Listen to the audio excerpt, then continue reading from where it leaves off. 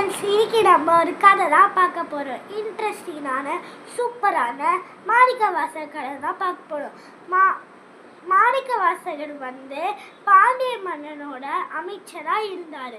ஒரு நாள் பாண்டியன் மன்னர் மாணிக்கவாசகர்கிட்ட கோல்டு காயின் கொடுத்து போய் குதிரை வாங்கிட்டு வான்னு சொன்னார்.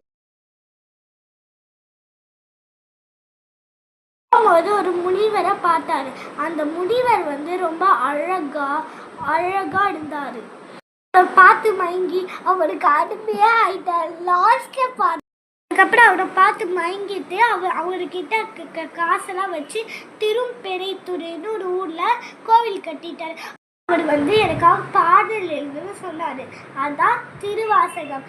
அவர் அந்த பாடல் கேட்டு அவருக்கு பிடிச்சு போயிடுச்சாமா சிவனுக்கு.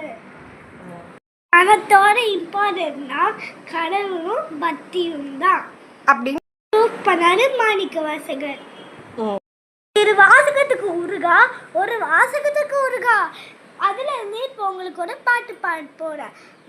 வானாகி மண்ணாகி வழியாகி ஒளியாகி ஊனாகி உயிராகி உண்மையுமா இம்மையுமாய் கோடாகி எனது அவரை கூற்றாட்டு வானமாய் நின்றாயே என்று சொல்லி வாழ்த்துவனே.